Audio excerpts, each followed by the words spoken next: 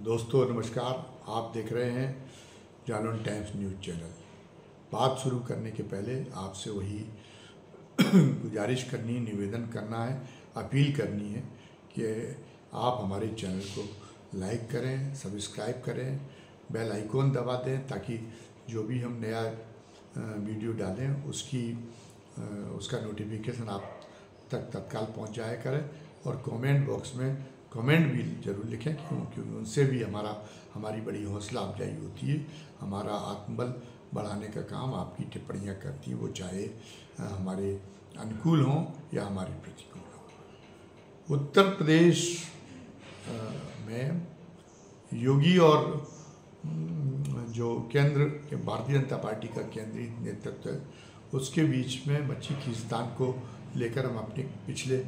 कई वीडियो में भी जिक्र कर चुके हैं और अब ये खींचतान लगातार बढ़ती ही जा रही है। वो केंद्रीय नेतृत्व के चहेते माने जाने वाले, खासतौर से अमित शाह के अत्यंत कृपा पात्र जो उप मुख्यमंत्री है केशव देव मौर्य, उन्होंने जो है केशव मौर्य ने और बीच में ये कोशिश की थी, जब वो उपचुनाव हार गए थे तो अमित शाह ने उनको फिर भी शपथ जरूर दिलवा, चुनाव जब हार गए थे आम चुनाव में तो उसके बाद में भी उनको शपथ जरूर दिला दी थी उप मुख्यमंत्री की। लेकिन शुरू में उनका मनोबल काफ़ी गिरा हुआ था और वो योगी के उन्होंने अनुचर बनकर काम रहने की नीति को स्वीकार कर लिया था, तो तालमेल ठीक बना रहा उनका। लेकिन ऐसा लगता है कि उनको जो है केंद्रीय नेतृत्व द्वारा ये इशारा दिया गया था कि वक्त का इंतज़ार करो, धीरे धीरे चलो और परिस्थितियाँ बदलेंगी तो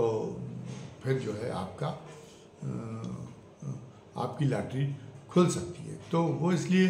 धैर्य बनाए हुए थे और योगी जी के आगे बड़े विनीत भाव से योगी जी के सहयोगी बने हुए थे, कोई बात नहीं थी। लेकिन इधर उनका मिजाज अचानक बहुत बिगड़ गया और वो जो है उन्होंने एक तरह से बगावती मुद्रा अपना ली है। वो जो है उन्होंने दो मंत्रिमंडल की इस बार 2 बार कैबिनेट की बैठकें हो चुकी और दोनों बैठकों में वो नदारद रहे। वो पहले 31 अक्टूबर को सरदार पटेल की जयंती के दिन उत्तर प्रदेश कैबिनेट की बैठक हुई थी, तब वो उस बैठक में भी नहीं पहुँचे थे और जबकि उसी दिन वो अन्य कार्यक्रमों में देखे गए थे। इसी तरीके से अभी जो बैठक हुई 9 नवंबर को, उस बैठक में भी वो बीमारी का बहाना बना के नहीं आए और बाकी अन्य कार्यक्रमों में उनको देखा गया। उसके बाद में जो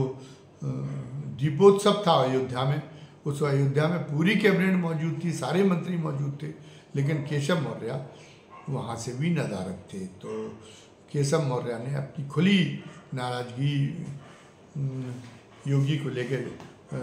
जताना शुरू कर दी है और वो जो है वो ये चाहते हैं कि एक तरह से उत्तर प्रदेश को लेके अब उसके एक आर पार का फैसला हो। और योगी जी भी इससे विचलित नहीं है। वो केशव मौर्य को तो हटा भले ही ना पा रहे हो, लेकिन उनको पंगु बनाए हुए हैं। उनके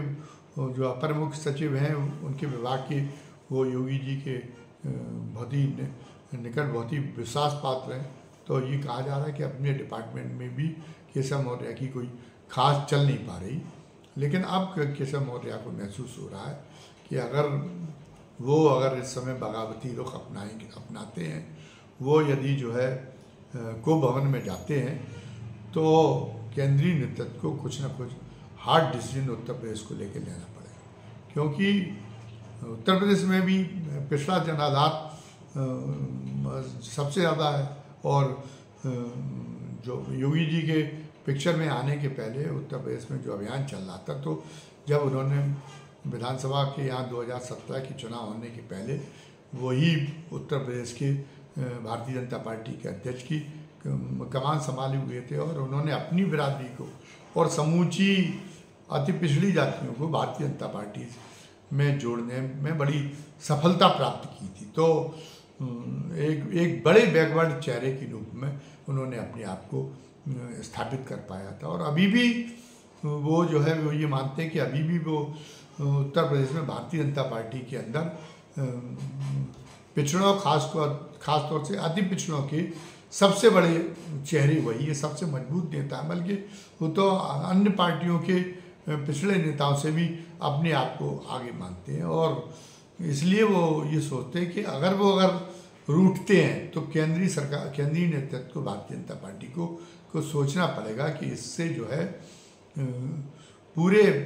अति पिछड़े वर्ग का जो उनका समर्थन है उसमें डेंट ना लग जाए, उसमें कोई सेंध ना लग जाए, उसका फ़ायदा कहीं कांग्रेस को न मिल जाए, जो बहुत ही पुरजोर तरीके से और ये मांग उठा रही है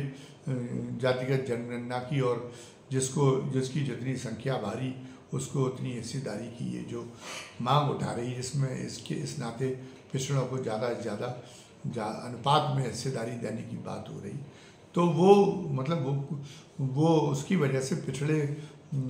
वर्ग का जो जनाधार है वो बहक सकता है। ये केंद्रीय नेतृत्व को, भारतीय जनता पार्टी को ये आकलन जरूर हो जाएगा उनके रूठे होने से, और फिर वो भारतीय जनता पार्टी का केंद्रीय नेतृत्व उन्हें मनाने के लिए हो सकता है कि योगी की बलि चढ़ाने पर उतारू हो जाए। उधर योगी है, योगी को भी ये सारे अंदाजे हैं कि कहाँ से स्थितियाँ कहाँ से कहाँ जा रही हैं, कहाँ पर फिर आएंगी, किस तरीके से उन्हीं के सिर पर आकर जो है ये ठीकरा इन चीज़ों का फूटेगा, इस बात का मतलब है उनको जो है। तो ये एक बना हुआ है, रस्साकसी का एक वातावरण बना हुआ है, और इस वातावरण में कहा यह जा रहा है कि अमित शाह सह देने का काम कर रहे हैं। और इसी बीच में नीतीश कुमार ने उत्तर के बारे में चर्चा चल पड़ी कि वो मिर्ज़ापुर से इंडिया गठबंधन के उम्मीदवार हो सकते हैं, और नीतीश कुमार के उम्मीदवार होने का मतलब है जो पिछले वर्ग में जिसका अनुपात सबसे ज़्यादा है उत्तर प्रदेश के अंदर, कुर्मी मतदाताओं का 6% के करीब कुर्मी मतदाता माने जाते, तो वो कुर्मी मतदाता कहीं उस तरफ आकर्षित ना हो जाए इंडिया गठबंधन की तरफ, तो वो उससे भारतीय जनता पार्टी को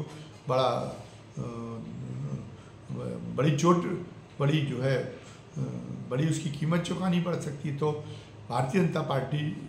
के केंद्रीय नेतृत्व की तरफ से इस बात की पूरी कोशिश की जा रही कि किसी भी तरीके से योगी को मनाया जा सके, और अगर केशव मौर्य को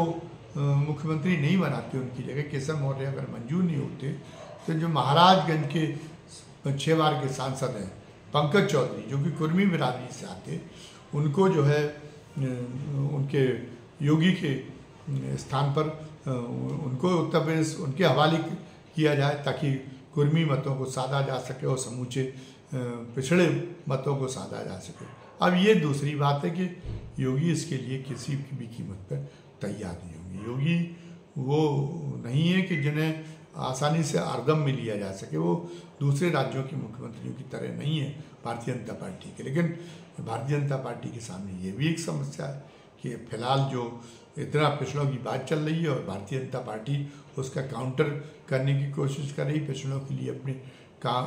पिछड़ों के लिए अपने द्वारा कामों को गिना रही है, लेकिन वो इस मामले में तो कमज़ोर पड़ी जा रही कि भारतीय जनता पार्टी के 9 राज्यों में शासन है वर्तमान में, और उनमें से एक भी